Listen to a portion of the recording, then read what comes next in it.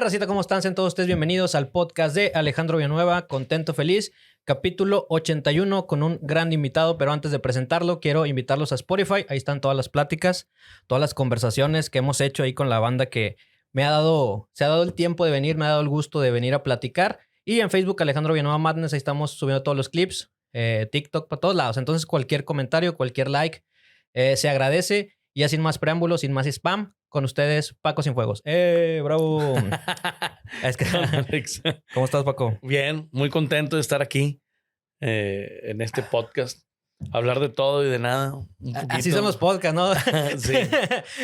Hasta que empiezas ya con temas así profundos Ajá. que le interesan a la raza. Sí, gracias por venir. ¿Cómo te sientes? Ahorita platicamos un poco, no eres tan ajeno a este formato, ya tienes recorrido en la onda podcasterística. He tenido 2 proyectos de podcast. Uno fue en el 2019. Uh-huh.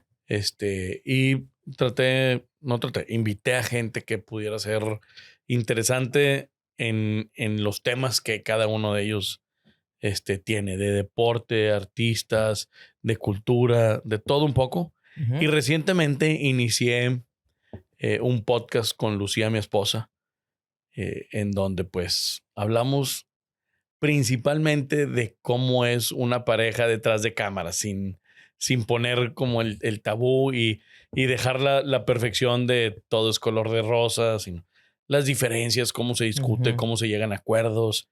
En principio, en mi casa, tanto Lucía como mis 3 hijos, Regina, Eva y Fran, son tigres.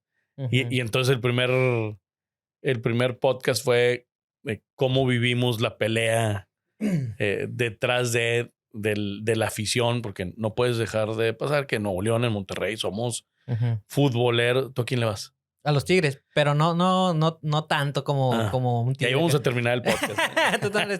Sí, hubieran traído a Lucía aquí con Alex. Mi suegro fue presidente de los Tigres, que recientemente falleció, Luis Eugenio Todd, que en paz descanse. Uh-huh. Y mi familia política vive como un tema de arraigo y de lealtad hacia los Tigres. Ajá. Pero se casó con un rayado. Y de alguna manera todos mis hijos acabaron siendo Tigres. Uh-huh. Y entonces, ¿cómo vives dentro de la pareja esa división entre irle a un equipo y a otro? Que cuando es una familia futbolera es todo un tema, ¿eh? No es algo sencillo. Yo puedo aceptar que los Tigres ganen, pero cuando ganan los Rayados, no, casi me mandan a dormir con el perro. Chale. Fíjate que ese tema del fútbol con Monterrey sí lo tenía un poquito más adelante, si gustas platicamos de eso. Uh-huh. Vi los podcasts ahí que tenías con tu esposa y me llamó mucho la atención uno que era de resiliencia, algo, uh-huh. una palabra así, que ahí lo estaban debatiendo como que es el proceso que te hace ser más resistente, por así decirlo, o ser más fuerte ante la adversidad. No sé si me puedes platicar algo. Es todo aquello que tú vives, uh-huh. Que te hace ser más empático o compasivo ante la situación que una persona puede estar pasando. Okay. O sea, ser resiliente te da la oportunidad de darle vuelta a la hoja en las etapas que tú estás viviendo. Si es apegado a la religión católica o al cristianismo, es un poco como el dejarla pasar. Uh-huh. El decir, esta experiencia me trajo este aprendizaje.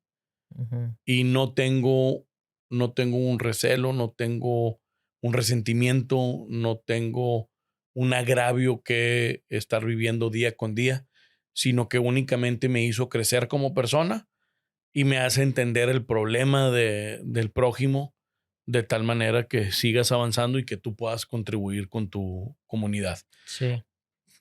¿Por qué lo platicamos? De hecho, invitamos a un padre. Ajá.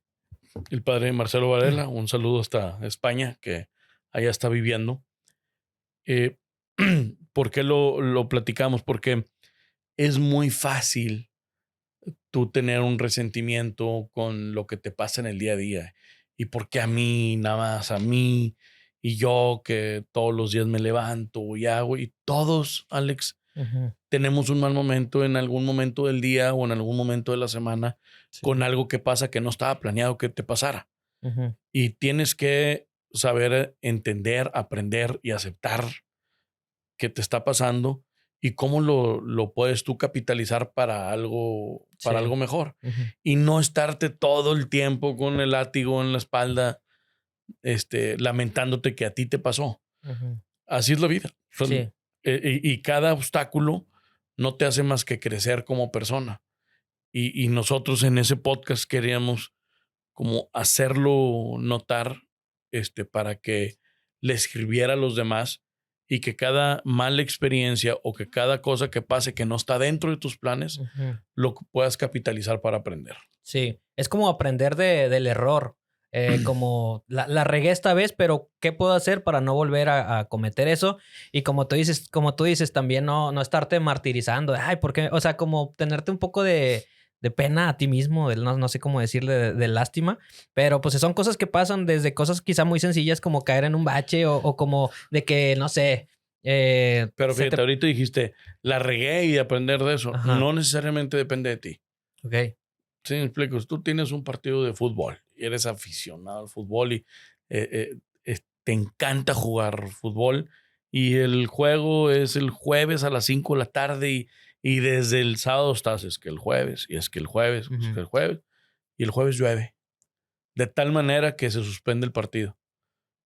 Va a cambiar. Sí. Tú, o sea, hacia dónde quieres que vas a tomar la decisión, que no depende de ti.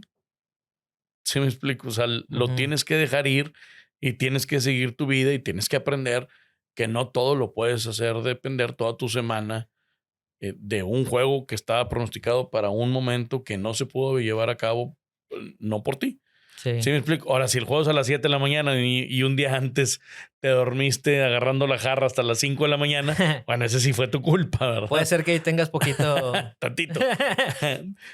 Si acabas a las 5 todavía puedes llegar. Ajá. Sí, pues entender que hay factores externos que todo no depende de nosotros y que no controlamos todo y saber dejarlo a lo que sea, al destino, al azar, pues son cosas que no controlo. Que te quería preguntar, ¿y tú, por ejemplo, eres de consumir podcast de otro tipo de contenidos, como cosas de comedia, noticias todos los días, o este formato te gusta cuando vas manejando o eres un poquito ajeno? No soy ajeno. Leo mucho las noticias. En mi vocación es el servicio público. Siempre he estado de una u otra manera involucrado. Mi papá, que en paz descanse, fue servidor público 36 años de su vida. Entonces estoy muy apegado a las noticias, sí, bastante. Desde primera hora en la mañana y durante el día, qué está pasando en nuestra ciudad, nuestro estado, nuestro país. Y obviamente le pego mucho también en el medio de información a qué es lo relevante o qué es lo que la gente está consumiendo en el momento. Y entre eso están los podcasts. Eventualmente también, si tú dices, veo un podcast religiosamente todas las mañanas o cada... No. Ajá. Voy más pegado a las noticias. Sí. Leo un resumen de ellas todas las mañanas. Hago corte como mediodía. Leo una parte de negocios, un sistema de comunicación de negocios que me llega por email, que se llama White Paper. Lo leo todas las mañanas y casi siempre, si no es que siempre, tengo un libro de cabecera. No que lo cabe todas las semanas, pero tengo un libro que estoy leyendo y termino ese y agarro otro. A veces me tardo una semana, a veces me tardo 2 meses en leerlo, porque tampoco es la disciplina de todos los días a esta hora lo leo, no. Trato entre 10 y 15 minutos, pero de repente pasan 3, 4 días y no. Y luego un día le pego 2 horas y pues adelanto todo lo que no había leído. Sí, vas midiendo como tu sentir. Tampoco es de que tengo que llegar a las 8 a la casa para... No. Ajá. No, de ninguna manera. Por ejemplo, ¿cómo le haces como para separar que la línea de estoy trabajando y mi familia? Por ejemplo, esto nos pasa mucho en lo de las redes sociales, por lo mismo que tenemos que estar así como que metidos todo el tiempo y a veces yo creo que psicológicamente afecta. O sea, ¿cuál es el punto para decir, aquí voy a dejar tantito el celular, voy a dejar tantito lo de la oficina y me voy a concentrar como que en las cosas de la casa, ya sea lo que sea, ir por el mandado con mi familia, con mis hijos? ¿Sí tienes ahí algo como que separación laboral, familiar? Generalmente cuando tenemos una actividad en familia, Uh-huh.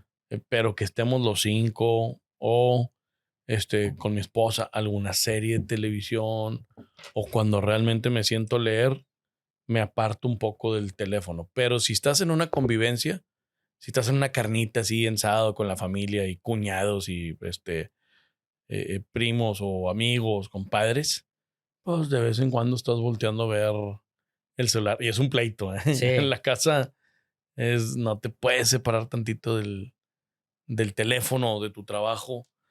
Y un poco es como mantenerte informado. La información en nuestro trabajo es una herramienta. Pero sí, buscar los espacios creo que es de lo más sano y de lo más sabio en donde puedas alejarte tantito, como ahorita. Ajá, sí. Sí, por eso, fíjate que pasa mucho cuando estamos de que en podcast y luego salimos y te da como que un destanteo, ¿Qué pasó? no sé, Sí. ¿qué onda? Sí, pero a lo mejor nomás estar con los compas y vea que todo esté bien, ¿no? No se está quemando nada en redes sociales. Ah, bueno, otra vez como que un espejeo ahí de que todo esté bien, pero sí creo que es muy sano darte esa línea de separación de estamos trabajando y ahora estamos en la familia. El segundo tema aquí que tenía era como que frases regias. Yo he visto que dices mucho el con madre, ¿no? O sea, sí está muy, Sí. muy regio decir. Aquí viene Ahí lo traes, sí es cierto. Está con madre ser de Monterrey. Con madre. Yo digo una que no sé si sea grosería también. Digo, está muy mamalón. También me suelo decirla mucho. Ajá. Y no sé si conozcas Chingón. Chingón, sí. Y el tira león. Sí, lo has escuchado. Sí.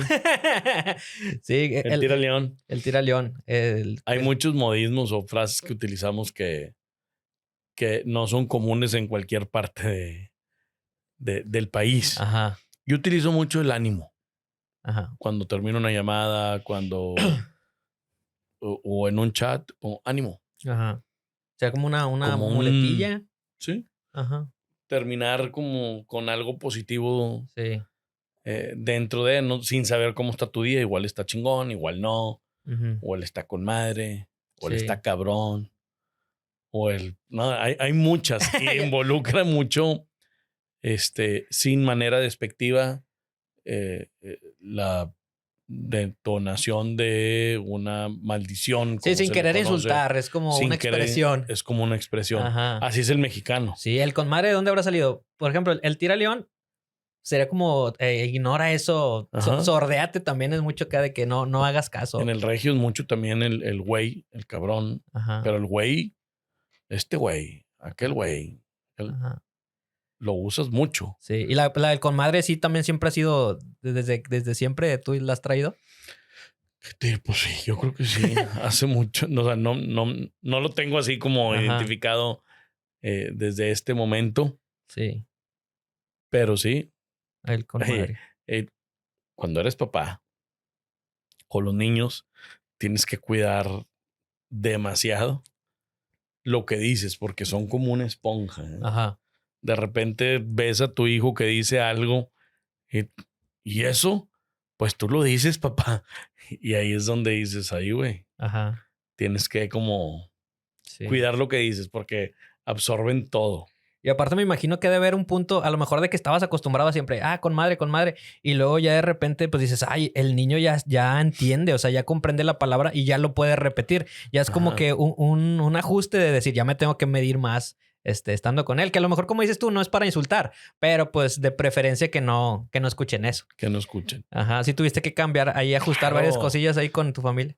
Claro, te da porque están al pendiente de todo, aunque no creas que lo están. Ajá. Están al pendiente de todo. Sí. Los niños son, como te digo, una esponja. Y luego vienen y te dicen, papá, es que, entonces dice el nombre del hermanito. Dijo Pluto, pero sin la L. Desde que te lo están diciendo con esa inocencia, Sí. pues te da risa y no te puedes reír. Tienes que mantener la seriedad, Ajá. ir y decir, ¿por qué dijiste Pluto pero sin la L? Sí. Es que ella me dijo y ahí empieza. Es una dinámica.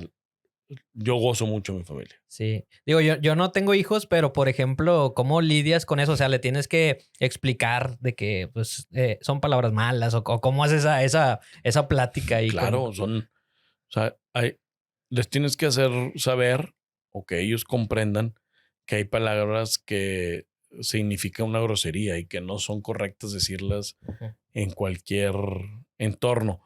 Es más difícil con el niño porque es muy difícil que él en su círculo íntimo con sus amigos no expresen estas palabras. ¿Desde cuándo dices estas palabras? Sí. ¿Sí me explico? ¿Qué edad tienes tú? 32. 32. ¿Desde cuándo dices güey o No, nunca. No sé.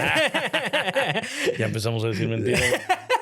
No, pues no sé, pues sí, sí, es cierto. O sea, es que sí, Estás con tus estás amigos rodeado, de que tengas sí. 10, 11, 12 años. Ajá, El lenguaje del mexicano entre hombres es así. ajá. Pero tienen que aprender que existe una diferencia cuando hay una mujer presente o un mayor de edad. Sí, Que no se pueden expresar de esa manera con naturalidad. sí. Porque causa una ofensa o es irrespetuoso. Ajá. Y en ese momento está medio... Porque te escuchan hablar por teléfono. Mi hija, la más chiquita, Regina, tiene 9 años. Y cuando me saluda como yo saludo a mis amigos en persona o teléfono. Y entonces llega y me dice, ¿qué pasó, compadre? Y le hace así y el abrazo. Sí. Y tiene 9 años. ¿Y dónde lo aprendió? Pues viéndome a mí saludando a mis amigos. Ajá. ¿Qué pasó, compadre? ¿Cómo estás, compadre? Vamos a hacer esto, compadre. Así me dice. Y entonces yo le digo comadre. Y ya es una dinámica entre los dos de compadre, Sí. comadre. Y pues tiene 9 años. Sí. Y es el modismo como hablamos nosotros. Ajá. Es lo que estaba viendo, creo que un comediante ahí, un saludo a Chiron Man, creo que en su show dice, ¿cómo sabes que los niños están pasando mucho tiempo con los abuelos? Es como decirle, mijita, ¿y qué vamos a hacer el viernes?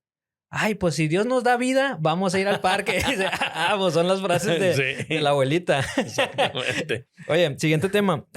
Comida regia. Yo creo que ya lo he platicado varias veces en mi podcast. Y creo que una comida que nada más se da aquí, que a lo mejor no valoramos o no le damos el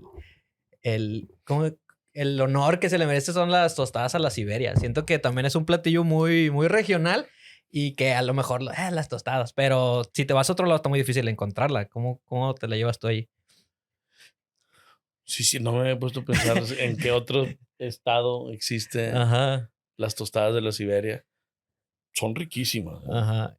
Y por ejemplo, tú si eres mucho de carne asada, Carne machaca. asada, Es lo que más se dice tacos, aquí, la comida de sí. aquí, ¿no? Carne asada, tacos de todo tipo. Ajá. Me encanta el chicharrón en salsa verde. Me gusta mucho el pollo. Mezclo los tacos que tengan camarón con queso, carne con queso. Las gringas son Que es la tortilla de harina, queso espectaculares. y trompo, ¿no? Y trompo. Ajá. Sin piña. Yo soy de los que el trompo en Monterrey no es Ajá. raro Sí. a la persona que le guste con piña. Y en cualquier otra parte, el taco al pastor, no de trompo, se llama el Ajá. pastor, Sí. va con piña. Si tú llegas a un lugar en Ciudad de México y pides, me traes una orden de tacos al pastor, te lo van a traer repleto de piña. Ajá. Yo no consigo por qué le vas a poner piña si lo que necesita es el limoncito, la sal, la Ajá. cebollita, el cilantro y la salsita picosa. A mí el picante me encanta. Soy adicto al picante. Ajá. Es que suena extraño. Sí he encontrado varias taquerías aquí del centro de Monterrey, sobre todo, que está un poco de Ciudad de México. Sí trae la piña. Y como que choca poquito el sabor, pero yo siento que es de humor. O sea, a veces sí te cae chido la piña. Tú sí la comes así. A veces, o sea, de Hay repente. mucha gente. Sí, sí, sí. Pero aquí te preguntan, ¿con o sin piña? Ok. Y allá es de huevo. Fui en Guadalajara, la hamburguesa tiene piña. Esa no la he probado, fíjate. Bueno, a mí me tocó en el estadio. Ajá. la última fui a la final de Guadalajara Tigres. Y ahí te ofrecían hot dog, hamburguesa, tacos. Y dije, pues echame una hamburguesa.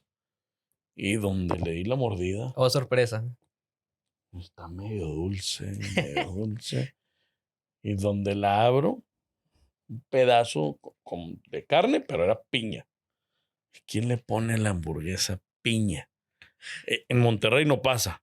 Sí, ¿Estás de acuerdo? ¿Dónde? Sí, no. Y yo no se me creo que ocurre. aunque lo pidas, te van a decir, pues no hay piña. Ajá. Sí, va a estar raro, Sí. ¿va? Fíjate que no, esa no la... Es que ya como una hamburguesa hawaiana. Pues no sé cómo es Está extraño. la hamburguesa hawaiana, pero Sí. en Guadalajara, no en Hawái, en Guadalajara, Ajá. te dan la hamburguesa con piña. Sí. Digo, sí, Nunca me había tocado. apenas probarla para darte un buen veredicto. Hablando del estadio, mezclando, dices que la hamburguesa la compraste en el estadio de Guadalajara. Esa. Antes OmniLife, no me Antes acuerdo en el cómo se llama OmniLife. ahorita. Sí. No, ya cambió. ¿Por qué? Akron. Ah, muy bien. ¿Por qué crees que el fútbol, ahora sí ya entrando a este tema que ahorita me adelantaste un poco, por qué que sea tan apasionado, por qué sea tan como que apegado a los colores? ¿Tú cómo lo has vivido a lo largo de estos años? ¿Has visto como que una evolución a que la gente se ha hecho más apasionada, aficionada? ¿O qué me puedes contar?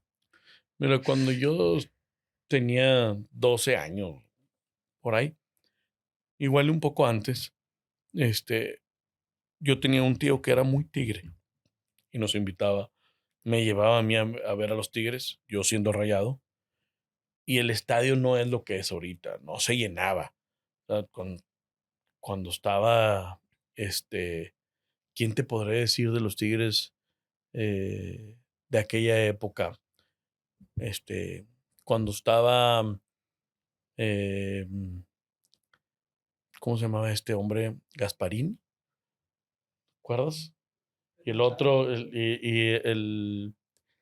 ¿quién jugaba con él? El Pastor Lozano. ¿Ok? No era un equipo que el estadio estuviera completamente lleno, ni que la afición comprara un abono anticipadamente por toda la temporada. Eso no se acostumbraba. Hubo como cuando Tigres regresa a primera división después de haberse ido al descenso, por cierto, porque en un partido le ganaban los Rayados a los Tigres. En aquel entonces empieza un sistema diferente de los equipos regios. Invierten mucho, para mi gusto, tanto FEMSA como Cemex en los equipos, en promoción, en infraestructura, en los jugadores que se traen. Son equipos que empiezan a ganar campeonatos y entonces cambia. Antes, cuando yo estaba chiquito, los que ganaban campeonatos era principalmente el América, el Guadalajara, Pumas, equipos que pues principalmente eran de la capital. Ajá. Hubo un muy buen rango de tiempo entre el 83, que en el 82 ganaron los Tigres, y el 2011 habremos ganado uno o dos campeonatos. Creo que uno de Rayados en contra de Morelia y Tigres en el 2011. O sea, pero estás hablando en un rango de 20 a 30 años que únicamente, pues imagínate, del 82 al 92, al 2002, al 2012, dos o tres campeonatos, pues no era atractivo para la gente mantenerte apegada a un equipo que no gana campeonatos. Ajá. Sí habíamos un segmento de la población, pues aficionados al fútbol y que nos gustaba irlos a ver. Y luego empiezan a invertir de manera diferente, cambian la mercadotecnia, impulsan el deporte, ponen escuelas de fútbol de Tigres y Rayados en muchos rincones del estado. Y entonces es como unir la pasión de toda la familia en una actividad deportiva. Y ahí es donde le dan la vuelta, donde creo yo que el relanzamiento de los equipos locales como equipos vanguardia dentro del fútbol mexicano se da a notar. Y ahí es donde cambia totalmente. En el 2008 empieza el sueño de un nuevo estadio de los Rayados, que el terreno, el comodato y todo, y que concluye hasta el 2015. O sea, realmente se tardaron 7 años en poder tener Sí. un estadio nuevo, y de esa categoría, pues en el país no hay otro. Podrías comparar al Azteca, pero no con la misma tecnología o avances que tiene el estadio de los Rayados. Sí. Yo creo, Alex, que fue en ese momento donde las cosas cambiaron y que para conseguir un boleto, un abono es prácticamente Sí. fila. Hasta con las playeras. Yo tengo un amigo, un saludo de Raúl, que él tuvo que creo que fue para la camisa de Libertadores o algo así, que se tuvo que quedar toda la noche a hacer fila y hasta las 6 de la mañana que ya pudo entregar. Es un fenómeno demasiado fuerte, demasiado grande. Y como lo dices tú, sí, antes el campeonato sí era como que más extraordinario. Y hace poquito acabo de ver un meme de que, ay, qué aburrido ser Tigre y cada rato quedamos campeones o algo así. Pero no sé cómo veas tú, pero creo que también Don Robert tuvo mucho que ver, como que también. Bueno, los íconos. Sí, los. Sí. Yo crecí con la voz de él. Antes no había. No podías ver el partido hasta. Los partidos eran los sábados a las 5 de la tarde, invariablemente. Y tú podías ver las repeticiones a las 9 de la noche en un programa que pasaba, pues, el resumen del juego. Entonces lo escuchabas en las 6:90, todo el juego, y era la voz de Don Robert. Ajá. Y el Perro Bermúdez y Antonio Nelly, o sea, no, Antonio Nelly, con alma, vida y corazón, que crecimos todos con él. Bueno, quienes lo escuchábamos en el radio. A mí me tocaba ir al estadio, que la gente llevaba el radio chiquito con su audífono, para que mientras que lo está viendo, lo está escuchando, cómo se lo están narrando por radio. Sí. Que no existía ni el Walkman, ¿verdad?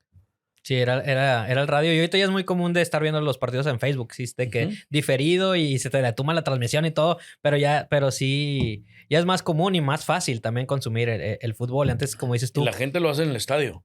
Ajá. O sea, ves el gol y agarran el celular y ahí mismo están viendo la repetición del gol que acaban de ver en vivo, o una falta, y si es o no, y con el VAR a ver si fue falta o no. Ajá. La gente saca ahí, y ahora los estadios tienen internet. Antes, qué esperanza, ¿no? Sí, no. A mí me tocó de que poner el partido, ya sea de Televisa, TV Azteca, bajarle el volumen y subirle el de los narradores de aquí. O sea, sí veía mucho ese efecto de que le bajaban y escuchaban a los de aquí. Ahí cada quien tenía su estilo para disfrutar los partidos. Oye, quería preguntar, siguiente tema, no sé cómo llamarle aquí, si me equivoco en algún concepto, por favor, con Tú toda dime. confianza, corrígeme, porque sí soy un poco ajeno. Algo de lentes, ¿estás como que yendo a las escuelas? ¿Estás como Sí, ayudando? empezamos con las escuelas. ¿Qué se puede decir? Es un... Se llama Veamos Monterrey. Ok. El programa, nosotros lo detectamos antes de la pandemia. Era un programa que se implementaba en otras partes de Nuevo León, que no se llevaba a cabo. Sí, como un programa de gobierno, pero un gobierno tiene muchísimas necesidades. No únicamente te ataca un problema. Y ahí es donde surgen todas aquellas organizaciones de la sociedad civil que agarran temas específicos. En aquel entonces yo era diputado local y quería sumar mis esfuerzos para la salud visual de las niñas, niños y adolescentes de primaria y secundaria. Y se vino la pandemia, después el año electoral, y todo quedó con una buena intención. ¿Por qué se detuvo cuando llegó la pandemia? Porque tu materia prima principalmente está en los salones de clases. Con la pandemia no había niños en los salones. Exactamente. Que en aquel entonces, antes de la pandemia, se estimaba que alrededor de un niño de cada 10 ocupaba un par de lentes para ver mejor. Ahorita con este programa que ya cumplimos 50 semanas del programa, hemos repartido más de 40,000 pares de lentes gratuitos para las niñas y niños. 4 de cada 10 personas, 4 de cada 10 alumnos de primaria y secundaria ocupan un par de lentes para ver mejor. Un gran porcentaje de ellos, Alex, no lo sabía. El niño no lo sabía su maestro. Y lo peor, no lo sabían sus papás. Entonces, el niño en nuestro entorno empieza a crecer en desventaja con sus compañeros, pero no sabe cuál es esa desventaja. Y en su casa tampoco.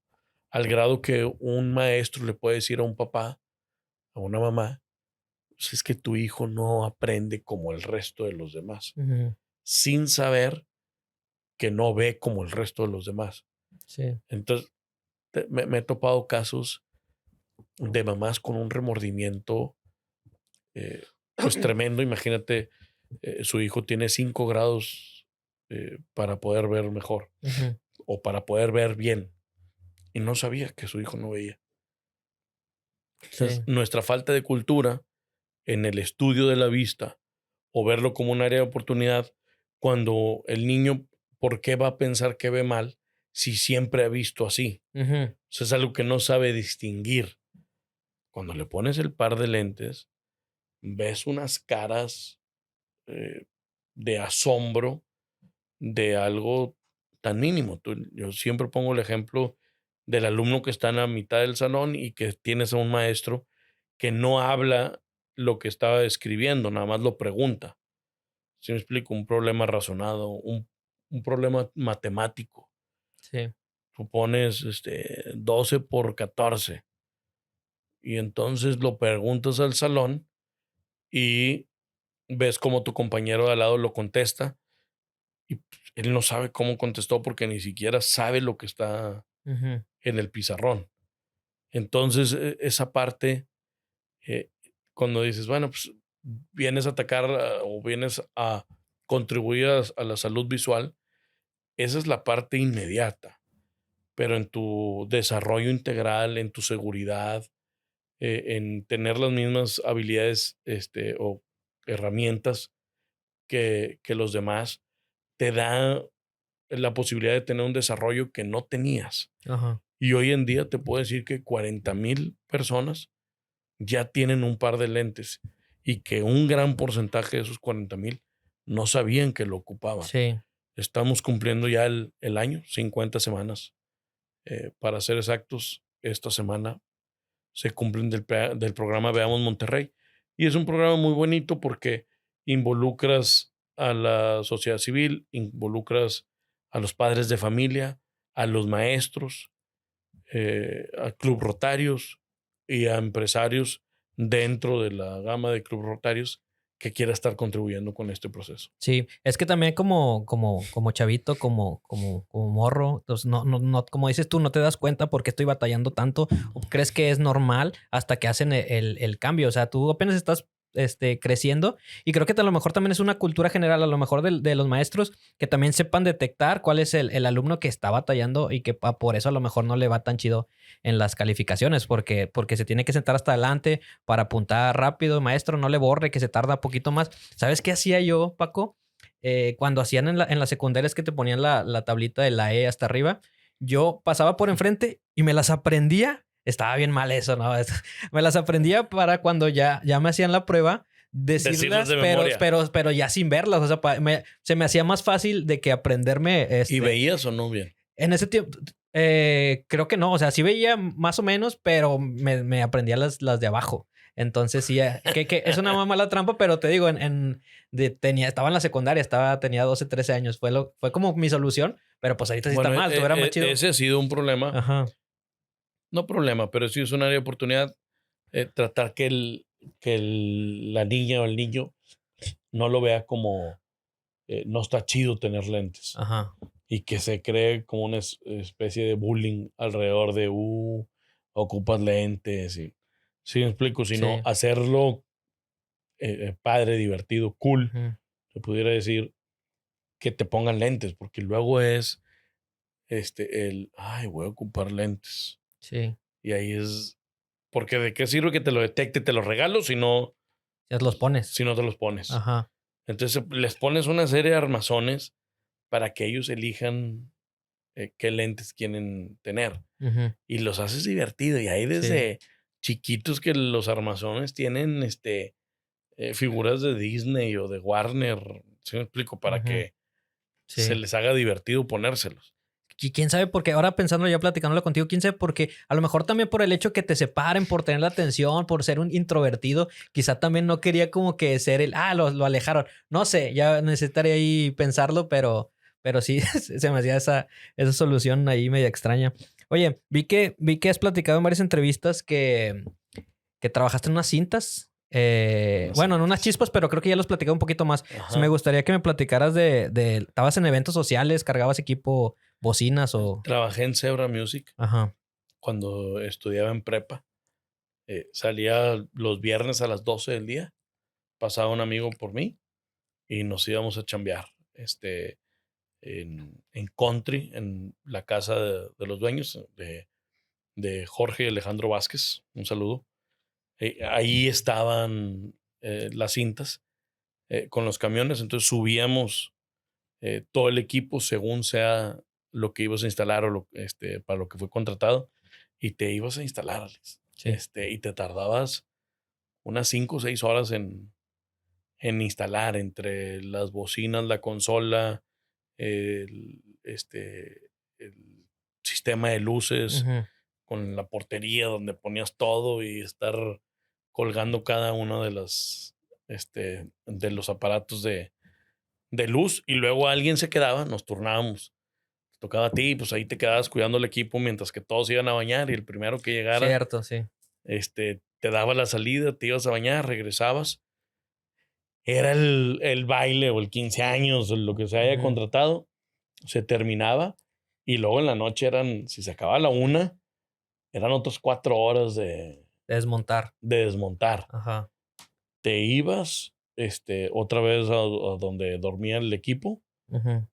pues, no sé, como a las 5 de la mañana te dormías, 5:30, y a las 11:30, 12, otra vez a ir a instalar, Sí. según te tocara. Y pues era de todo, ¿verdad? Porque el salón donde tú llegabas, generalmente tú llegas antes de que monten las sillas y las mesas. Entonces tienes que dejar todo completamente limpio para que después monten el salón. Sí.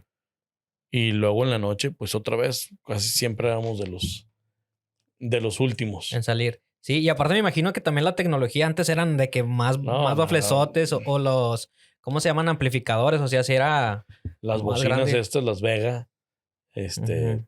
que eran unos, pues en aquel entonces yo tenía 14 años. Ujú. Pues la bocina más o menos me llegaba por aquí. Y era medio de maña, como ¿Cómo llevarla? ¿Cómo, cómo cómo cargarla? cargarla. Ajá. Sí, sin que, o sea, utilizando el peso de la misma bocina para que no Sí. se te hiciera tan pesada. Ajá. Yo era el más chiquito de todos cuando me tocó trabajar, y la verdad es que todos fueron a toda madre. O sea, era un ambiente muy padre. Ujú. Eh, este,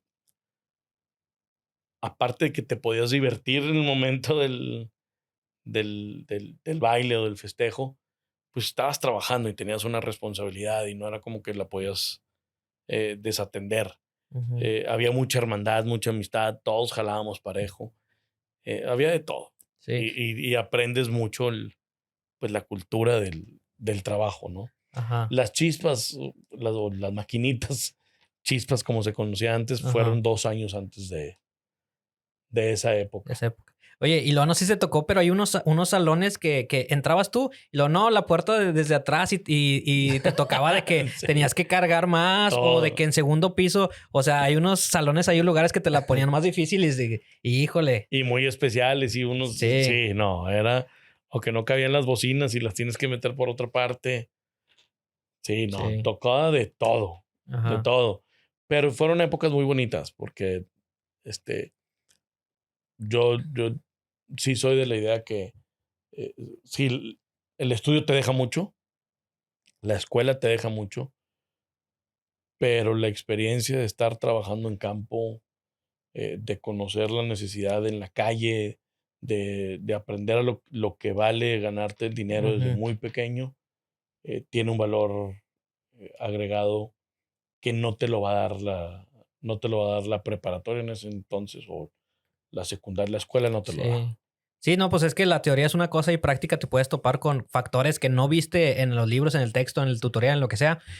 Yo soy fotógrafo, me tocó mucho cubrir eventos y 15 años, por eso te digo que más o menos sé eso. Y obviamente yo estudié comunicación después y tenía yo ya tomaba fotos, pero te dan la teoría de la fotografía, pero pues no es lo mismo que vas a toparte ya cuando estés en el salón. O sea, ya tener una quinceañera, unos novios, teniendo el sol, teniendo las luces del DJ. O sea, son cosas que vas a tener que aprender. Quieren que salgan bien. Sí, vas a tener que, vas a tener que aprender cosas ya estando en los trancazos. Si salen bien son ellos y si no es culpa tuya. Sí, ya sé.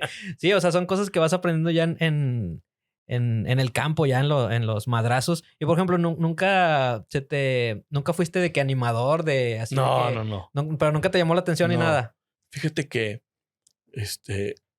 yo creo que me considero una persona al principio, o sea, te estoy hablando de mis 8, 9, 10, 11, 12 años, medio tímido, conservador, así agarrar un micrófono nada más porque sí y hablar. Ajá.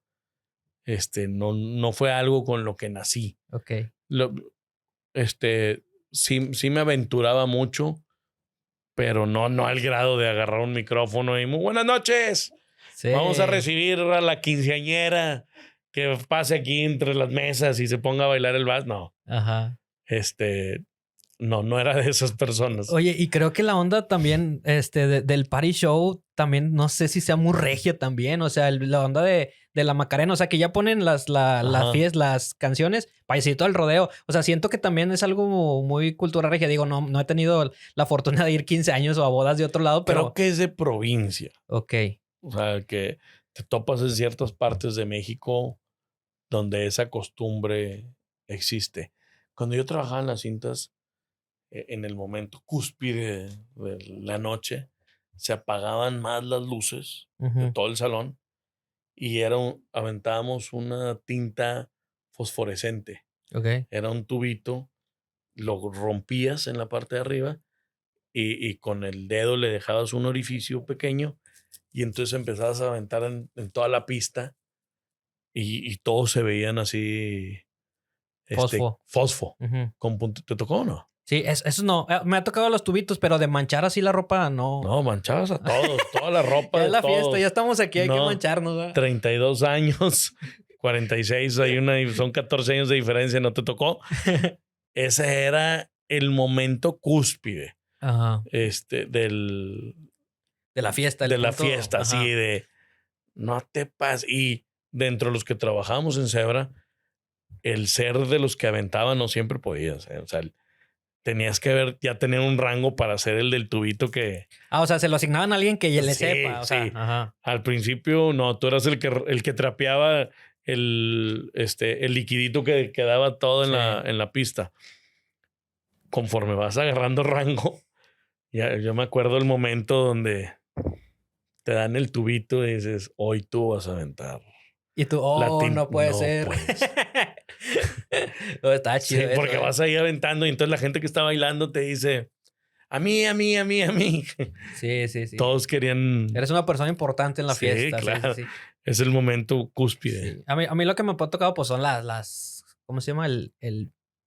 Como ¿qué será? Una espuma o algo así. Pero te digo, como yo era camarógrafo, sí, pues me hacía para atrás porque me iban a ensuciar la cámara. Entonces creo que lo que más fiesta me tocó. Pero así de eso es lo que me cuentas tú, ¿no? No te tocó. No. Oye, quisiera tocar algo de lo que dijiste, que eras muy introvertido. O sea, ¿y cuál fue el punto como que ya fue por necesidad, ya de que querer agarrar el micrófono, que ya no te diera dar miedo así como que hablar ante gente o de ser el punto de atención? No, yo creo que el trabajo me ayudó mucho. Ajá.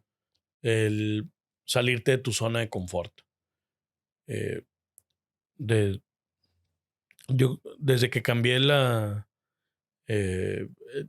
de secundaria a prepa, yo estuve en una escuela que era mixta, pero como quiera la prepa te conlleva otras responsabilidades, otras nuevas amistades, relacionarte más. El trabajo te trae todavía muchísimo más experiencia y te tienes que soltar más y te obliga a agarrar de una u otra manera seguridad en ti mismo.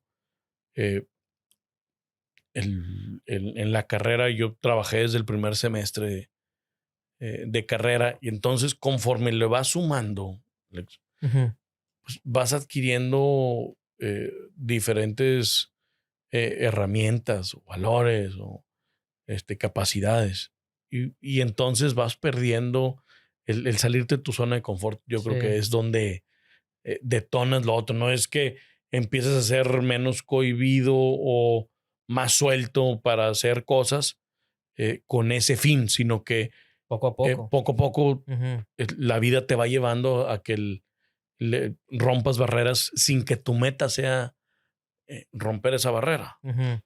Sí. Entonces no fue como que tú sentiste si no fue un incómodo curso para quitarme lo cohibido o lo introvertido o perderle el miedo a hablar en público, no.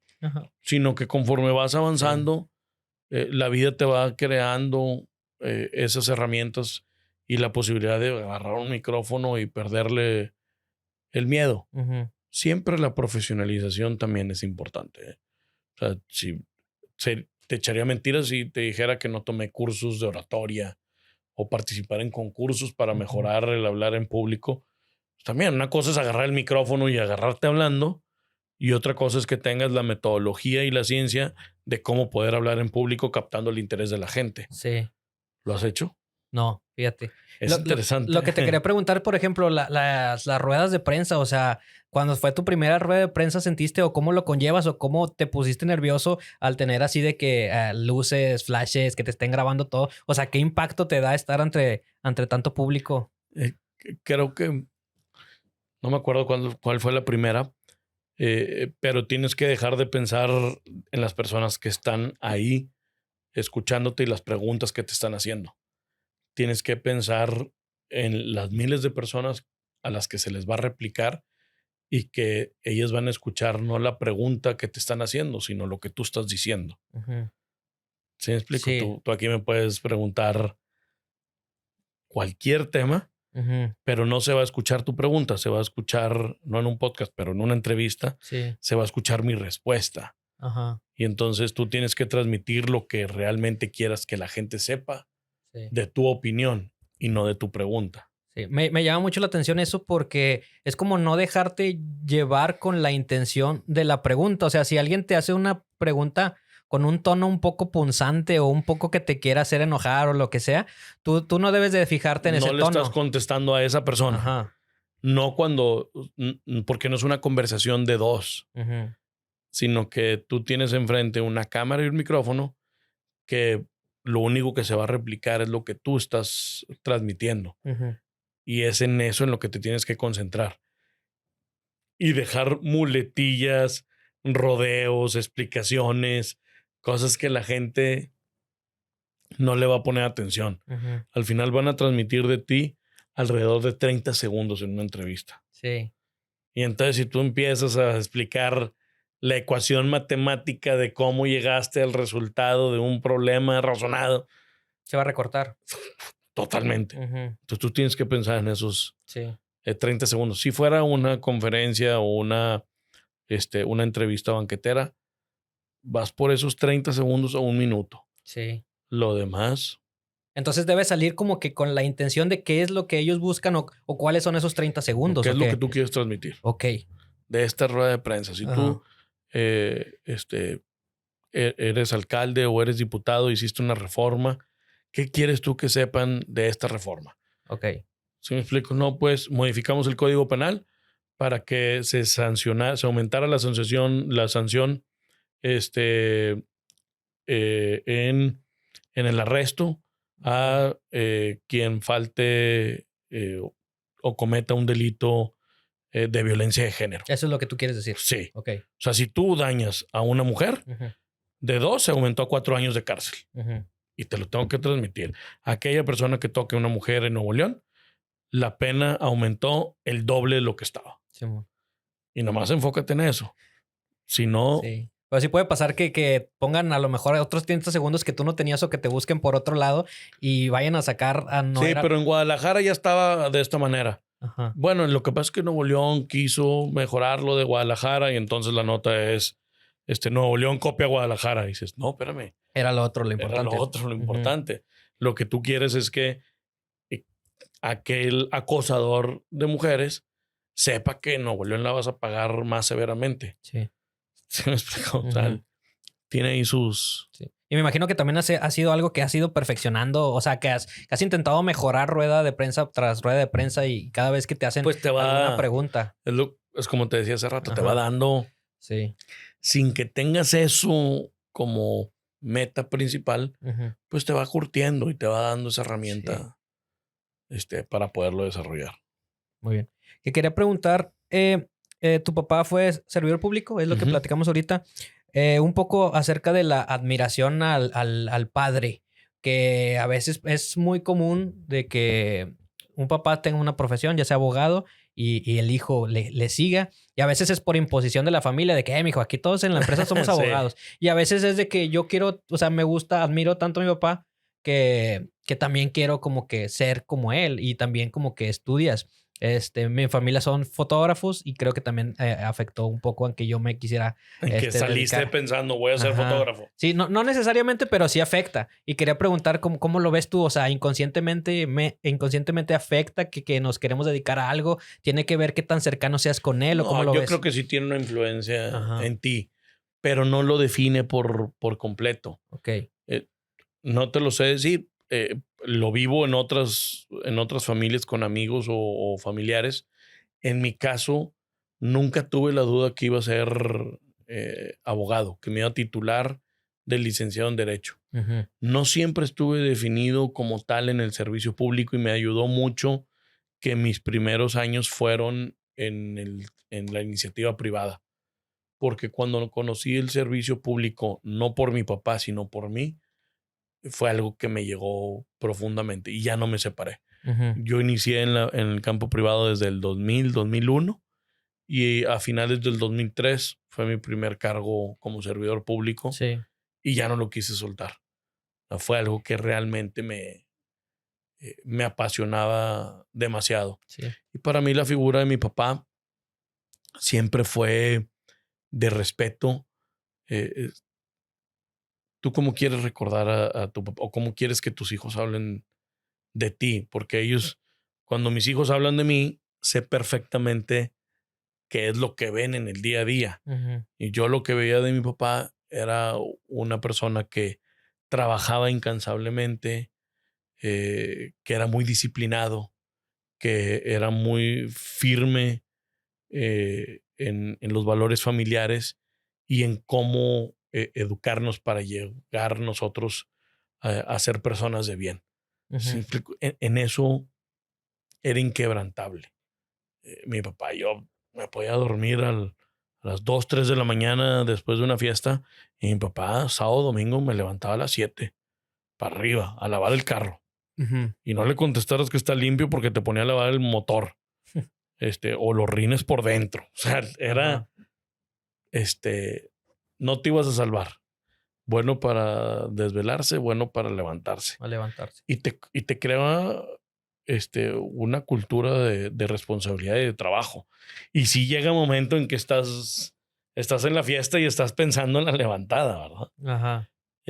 Pero a mí nunca me ha doblado una desvelada de mi responsabilidad de trabajar al día siguiente.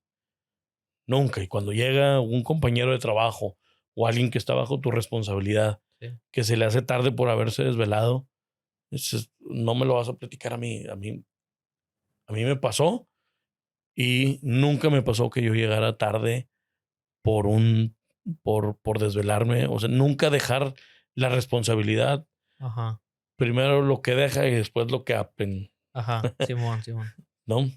Sí, pues quizá encontrar un poco el balance, porque dices tú, sé que mañana me voy a despertar temprano y a lo mejor ya ni disfruté la fiesta por estar pensando. Pero si ya estás ahí, pues disfrútala y nada más está consciente que te vas a tener que vas a andar desvelado, pero pues como dices tú, pues es lo que es la cultura de trabajo. Y pues me imagino que, como dices tú, veías que tu papá tenía la admiración y que trabajaba, pero hasta que tú lo viviste, hasta que tú entraste a hacer ese trabajo, ya te terminaste de enamorar, no es de que sea 100% por la admiración que le tenías a tu papá. Exacto. Ajá. Fue Sí. así.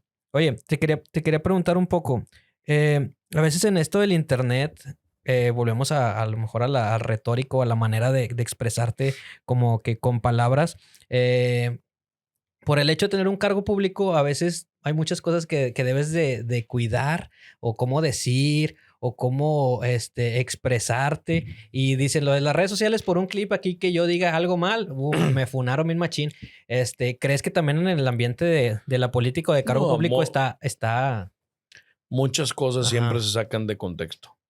Es muy fácil, más ahorita, el que puedan... O sea, ya no únicamente te tienes que equivocar.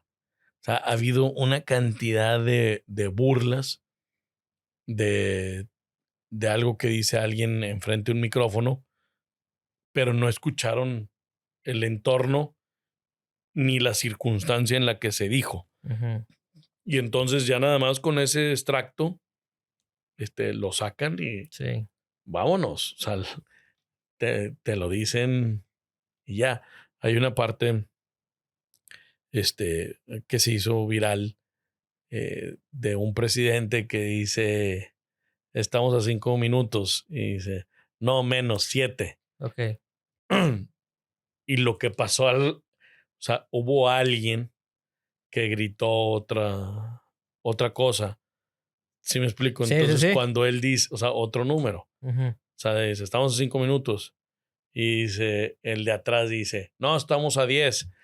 Y él dice, no, menos 7. Okay. Pero lo único que se captó fue a 5 minutos, no, menos 7, pues no es cierto. O sea, sí. no menos sería pues menos de 5. Pero el entorno, ni explicarlo. ¿Sí me explico? Sí, porque por ejemplo, yo vi ese clip, pero no sé qué estaban hablando. O sea, no sé el contexto. No sabes el contexto. Sí. Y entonces ahí se ha hecho. O sea, la gente lo utiliza todavía como madreada, ¿verdad? Sí, y aparte, pues se te pueden ir detalles, o sea, tanto que estamos platicando, o sea, estamos pensando, como dices tú, estamos en la calle o nos gritan algo, es muy fácil o es muy común que digamos una cosa que no es, o sea, va a pasar, ¿no? Es como que, seamos robots, o sea, o seamos perfectos. Bueno, y ahí es lo que te dije, no le debes de contestar al que está al lado tuyo. Ajá. Debes de hablarle al que te va a ver en la cámara. Ok. Si él hubiera pensado en eso, no le hubiera contestado a la persona. Sí. Pero es difícil, ¿no? O sea, sí te tienes que entrenar. Yo creo que ni siquiera sabes que te están grabando y que lo están transmitiendo. Ajá, sí. Es muy difícil. Al fin, a eso le tienes que perder el miedo. Ok. Porque si va a llegar el arbur o la broma o el sacar de contexto, es algo que no te puede quitar el sueño. Tienes que seguir o dedícate a otra cosa. ¿Cuántos? Ahorita dijiste 81 programas. Sí, esos 81 programas. La tuve que haber regado, a lo mejor lo voy a regar en este. O sea, hablas mucho, o sea, se habla mucho. Hablas tanto que es imposible. Sí. Si alguien se da la tarea de ver los 81 programas y ver las muletillas, muecas, errores, cállate. Pues Tosidas, sí, todo. Hacen de ti un mix. Ajá. Hay que hacerlo. Oye, pero por ejemplo, y si sientes a lo mejor que estabas de que tienes que cuidar más cosas, como por ejemplo, no sé, la vestimenta, o sea, que a lo mejor por el simple hecho de la bebida que pides, si tú tendrías, no sé, hay otra bebida, se piensa algo de ti o estás más en el punto de vista. Yo creo que hay cosas que no, o sea, ajá, la bebida o así, no. ya sería ponerse muy, muy picky. Sí. Ajá. No, a lo mejor no en esta etapa, cuando representas una ciudad o tienes una investidura, pues hay que cuidar las formas en razón de que todos se sientan representados. Pero hasta ahí. Sí, te entiendo. Sí, no es como que tienes un contrato con una marca de de refresco o agua mineral, sí. Ujú. No, eso no. Muy bien. Oye, hay una frase que dice que tienes que juzgar al artista por su arte y no al artista como en sí, como persona. La gente va a ser evaluada por sus acciones, Ok. no por sus dichos y por su currículum. Ajá. ¿Sí me explico? Al final, qué hiciste o no hiciste Tiene que ver. tiene que ver. Ajá. El impacto que hayas generado, porque si tú dices, no, yo tengo tantos doctorados y diplomados y he hecho y lo otro, pero al final tus acciones son las que hablan por ti mismo, Ujú. como el arte para el artista, ¿verdad? O sea, Sí. ¿qué es lo que has creado? Ujú. Yo Sí, sí creo que aplica. porque, por ejemplo, dices, a lo mejor este cineasta hace una muy buena película, pero a lo mejor es gachillo con la raza que trabaja de él. Y dices, no, pues es que tienes que juzgar nada más su película. Pero me lo puse como que de ejemplo en la política. Dices, este señor es muy buen gobernante, pero a lo mejor es gachillo con la raza. O a lo mejor al revés, es muy chido con la banda y Pero no sabe gobernar. va a misa los domingos, deja pasar a los carros y todo, pero pues ahí no falla como que gobernador. Entonces sí lo quería ahí platicar contigo. No, el cómo seas tú con tu equipo tu trabajo, con quien te rodea, Ujú. eso te define como persona. Sí. Lo que te va a evaluar es el impacto que tú hayas generado con la comunidad en lo que a ti te corresponde hacer como gobernante. Ujú. Cada acción que hagas es con el dinero que paga la gente y es para la gente. ¿Sí? Y eso te define como gobernante. Cómo llevas tu relación personal con tu equipo de trabajo, eso te define como persona. Sí. Y si va en relación una con otra, pues, tú quieres tener un equipo que esté motivado, cercano, comprometido, leal, Ujú. pues es de cómo te define como persona. Sí. Y creo que el entorno de trabajo Es es importante. muy Ujú. importante. Sí. Oye, te quería Tú puedes ver la cara de felicidad de toda la gente que viene. Sí. Bien, bien felices. Oye, quería platicarte un poco de cómo es una campaña, o sea, cómo se prepara en sí. Es una rutina. Vi que cuando estás, a lo mejor ves más poquito a tu familia, o sea, si es de que una preparación mental o física. Quería preguntarte eso y también a lo mejor cómo se selecciona, no sé, el eslogan. Vi que tú tenías uno que era hechos, ¿no? Hechos, no palabras. Ujú. Ser así. ¿Cómo se va manejando? ¿Cómo se escoge? ¿O cómo se lleva todo este proceso de la campaña? No, una campaña es, ¿cómo te lo podría definir? Es como subirte a una montaña rusa. Son emociones, este, en cada día, en cada momento eh, que vas viviendo al máximo. Es una experiencia que sí pones a prueba tu capacidad física y mental. Ujú. Eh, Te ves prácticamente en cada rincón de tu día. Si no es un panorámico, es en un spot, en un camión, en un parabús, en una casa, en una lona, en un carro, Ujú. porque está tu calcomanía. Vaya, te va, o sea, sí es un desgaste y un cúmulo de emociones Ujú. que te ponen al máximo y te ponen a prueba. En cada minuto también conoces cada vez más la ciudad que tú estás o el distrito que quieres representar, conocer sus diferencias, sus áreas de oportunidad, sus necesidades, sus virtudes, sus bondades. Ujú. Pues también vas conociendo el rostro de la gente y de quienes conformamos nuestro entorno. Y también es algo que es muy interesante porque no todos viven la ciudad como tú crees que la viven y Sí. no todos la viven como tú y no todos esperan de ti lo que tú crees que esperan de ti. Y Ujú. entonces darte la oportunidad de conocerlo te hace crecer. Es como estudiar un doctorado en 90 días y cómo transmitirlo con la gente.